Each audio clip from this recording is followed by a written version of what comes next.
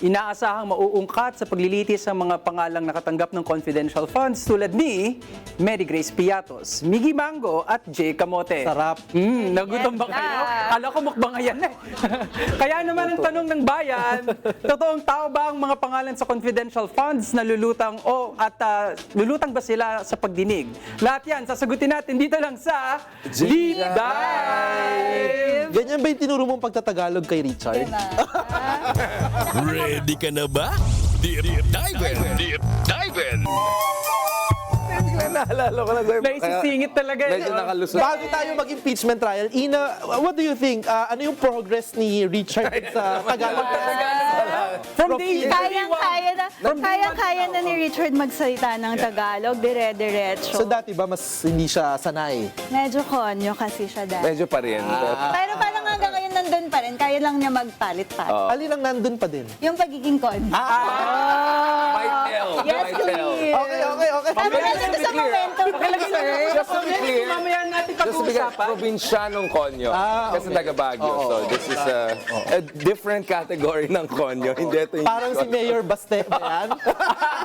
Kasi si Mayor, Sabi ko si Baste, Mayor oo. Baste, parang Panoorin niyo dati pag yung pinanood videos niya. yung mga old videos niya, very konyo. parang ganyan. Pero ngayon, katunog na Digong nitigong na. yan. Kasi pa 2028 na eh. Medyo nagre-rebrand. pipinaghahanap. Siyempre, paras din kami nag-ano. Kung may mga follow-up questions po kayo tungkol kay pagtuturo ni Alleged. Ina kay Richard, Yes. ilagay niyo lang po sa comments. Yeah. Pero pag-usapan muna natin yung unang 3 linggo ng impeachment Yes. trial. No? Patapos 3 linggo na. Di ba? Parang bilis na. at bagal at the same time. Wow.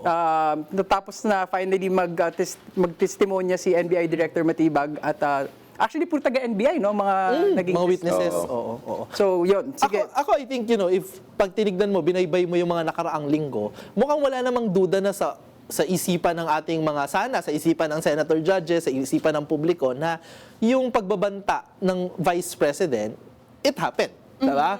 And na nangyari siya, hindi naman din dinedenay ng depensa ng mga abogado ni VP Sara. So I think ngayon ang pinag-iisipan at yung challenge sa prosecution ay naging convincing ba sila para ipakita na betrayal of public trust yung grave threats, di ba?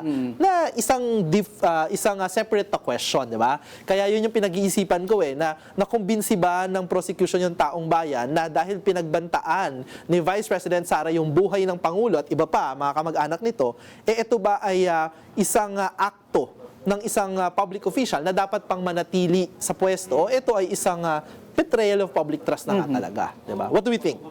Dumating sa sige, Ina, ikaw muna. Dahil sa dagdag ko lang, maliban dun sa betrayal ba siya of public trust, naging strategy rin kasi ng defense sabihin na, did she really mean it? Diba? Pari naman kasing binitawan lang niya yung ganitong mga salita. Katulad nung kanyang ama na nagbibitaw ng mga salita na patayin ng iba't ibang mga addict, diba? Parang kung nasa family history nila ang magbitaw ng mga marahas na pananalita, then the question becomes, itutuloy ba niya? Para enough na maging grave threat siya doon sa kalagayan ng presidente. Actually, naiintindihan ko yung parang tanong ng mga kababayan natin na baka naman nagjo-joke lang. Baka naman hindi nga naman niya. Napikon na siya eh. Oo, di man niya it wasn't really what she meant, and then baka naman bugso lang ng damdamin. Naiintindihan ko yan lahat eh. Pero kasi iba po yung pamantayan natin sa isang ordinaryong mamamayan, tsaka yung taong pinagkatiwalaan natin ng kapangyarihan, no, ng second highest position in the land, no? Kasi hindi po natin kakayanin na kapag kayong presidente, vice president natin, na we second guess everything that they will say. Kasi ang lumalabas po sa bibig ng presidente, ang lumalabas sa bibig ng matataas na mga opisyalis, that's almost like policy of the land, no? Kaya sa pagkakataong ito, tingin ko yung standards ay iba. Kasi Diba? sa international Dapat iba law, no, talaga. yung statement ng head of state or head of government, pwedeng gamitin yan bilang ebidensya diba? for settling territorial disputes. So, isang araw lang, na-interview natin foreign minister in Norway. There's a very famous case between Norway and Denmark Okay. na kinokontest nila yung Greenland. Okay. And then may sinabi lang yung Hindi foreign pa kay Trump na yung Greenland? This is like almost 100 years ago. Okay. Pero may sinabi lang foreign minister because it was seen as representative of the government of Yeah. Norway. Ginamit niya as an international basis para ma-solidify in Denmark yung kanilang claim sa Greenland. Kaya nga ingat dapat yung sinasabi ng Pangulo natin, Vice Pangulo President, natin. diba? Just a couple of things. So, unang-una, I think Chel Jokno showed the way. Meron tayong mga mahabang analysis dyan about why sa tingin ko Chel Jokno was really the man of the hour in the past week dahil Shell fever, di ba? Shell fever. Kasi chill siya, di ba? Chill joke, no? Mamaya pag-usapan natin si Caldero, no? Chill joke, no? Because na-explain niya yung mga komplikadong legal issue in a way na walang legalists, in a way na very easy to understand, and more importantly, parang kung ikaw ay naiinis dun sa pagka-legalistic debate dati, biglang ngayon mainteresado ka, and nagawa niya lahat yan in 2 to 3 minutes maximum. So kung gagawa ka ng shorts, literally you can put in 2 to 3 minutes. Ako, highlights lang nilagay ko, 2 million views. Chill joke, no? Ganyan kagaling. So that is a master of not only the law, pero master of communications na nagagawa ni Chill joke. No, na I think yun yung dapat, I mean, with all due respect to other, yung prosecutor, everyone's doing a good job. Pero next level yung ginawa ni Chill joke. No, so much so, na nakikita natin, ito, yung isa, yung mga, nagkakaldero dyan, ha? Kung magdi-defense lang kayo at hindi kayo senator judge, ano na lang, let's be clear na lang kung saan tayo. And I think this is where dapat yung officer in charge, si what's his name? Senator Cheese. Si Cheese. Cheese has to be more strict about this. Kasi yung ibang senator judge, parang ginagamit lang nila yung kanilang mga privileo to defend the vice president or defend themselves from extraneous cases. Right. But nevertheless, nakita mo, yung si Alan Peter Cayetano, for instance, nakita niya na talagang wala siyang laban doon sa ginawa na si Chill joke. No? So ngayon, nag-release sila ng mga, I don't know kung anong spliced video. Ang maganda nga doon, ang nakakatuwa, kahit sino pang senator judge at saka kahit yung defense counsel, mga abogado ni VP Sara, nagde-defer sila kay Kong Chel, 'di ba? Kasi parang hindi nila matalo sa OGN. batas. Hindi nila matalo sa public speaking, 'di ba? And maganda yung point ni Richard na yung mga shorts, 'di ba, na talagang makita si Kong Chel na napakagaling na Na prosecutor. hindi spliced, Oo. Kasi ginagawa ng kabila, sinesplice nila, biglang At buti nga ang sinagot pogi nila sa spliced. Yes. Buti sinagot ni Kong Chel yun. Oo. Yeah. Kasi pinopropaganda na rin siya sa aspeto na yun. But the last point I want to add, also Kiko had a very good intervention. May isang parte na parang napikon na si Kiko. Kasi sabi nila, kung betrayal of public trust, bakit ang taas ng satisfaction and trust rating niya? Sabi ko, anong kinalaman yan? Ang pinag-usapan dito, kung she broke the law, may ginawa siyang criminal activity, at hindi ito popularity contest. So I think that's very important. Because unfortunately, I think yung pag-intindi ng ibang mga kaubayan natin sa demokrasya is, basically opinion and feelings of the majority. Hindi the rule of law. Yes. Tayo po ay isang constitutional democracy. Hindi lang majority, tyranny of majority democracy. Kaya kung lumabag sa batas yung ginawa ng isang presidente or vice-presidente, tapos na usapan, wala dapat tayong pake sa surveys. And in fact, pagka mas maraming nagtitiwala sa'yo, in fact, it makes it even worse, di ba? Kasi ibig sabihin, napakataas ng tiwala na ibinigay sa'yo ng ating mga kababayan. And that means na mas mataas din talaga yung inaasahan sa yung standard of behavior, di ba? Parang, Yung responsibilidad mo. Ay parang nangyayari, imbis na pinangangalagaan ni VP Sara Duterte ang trust na binibigay sa kanya, parang ginagawa niya pa yung susi para sa impunity at parang hayaan na lang siya makatakas sa pananagutan. Exactly. So yun yung nakakalungkot. Tandaan natin na ang pagiging government official ay continued performance of your fitness.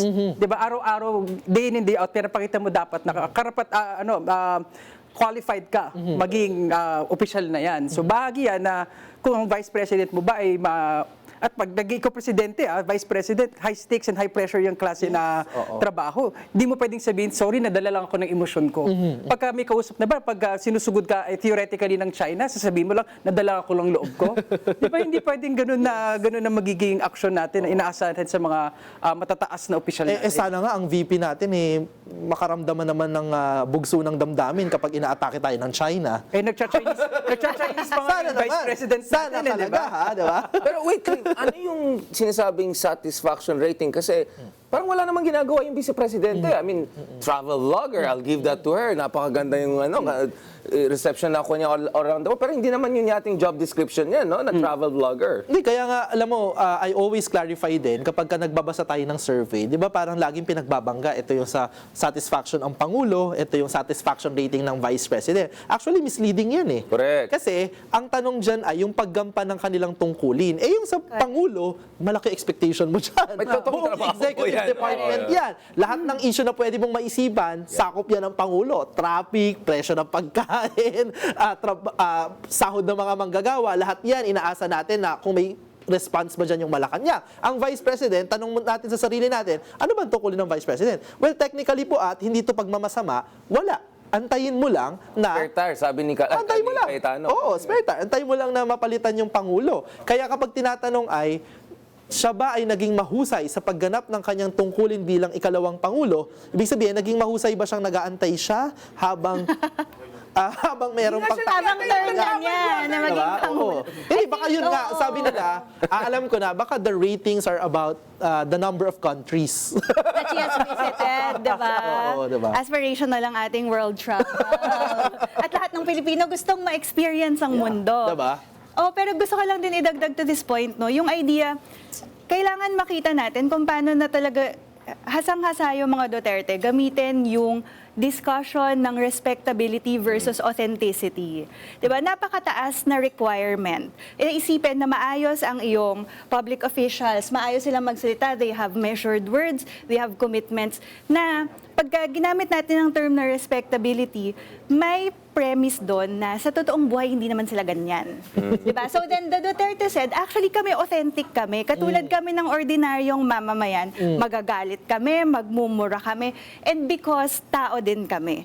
And ginagamit nila yung ganitong connection to maintain the loyalty, to maintain... Weaponize, actually. Diba? And wini-weaponize nila yon to undermine the system of democracy. Kailangan makita natin na strategy nila yon na hindi sila tunay na authentic in that sense, pero kundi performative pa rin ito. It's a performance to maintain loyalty, it's a performance to maintain impunity, at higit sa lahat, hindi naman nakinabang yung taong bayan sa ganitong klase ng performance. Tanong ko lang sa'yo sa pinaka, dahil feminist ka, kasi may mga... Tumingin ka kasi tinatanong mo eh. Tignan May mo. mga toxic Tatanong mo eh. masculinity dyan. Pero may mga nagsabi, pag na-criticize mo naman si Vice President Sara Duterte about yung kanyang temperament and all, Oo. what is a sexist way of way na mali? Hindi ba At what is a sexist? legitimate way na pwede mo sabihin na this is not a reflection of the temperament we want to see in a leader? Paano mo ma-distinguish yan? Kasi some people are saying misogynist yung mga attack nyo kay Sara Duterte when you say, eto, ganyan siya based on her emotional response to issues. Yes, ang basic naman doon ay sabihin kung ano yung mali niyang ginawa.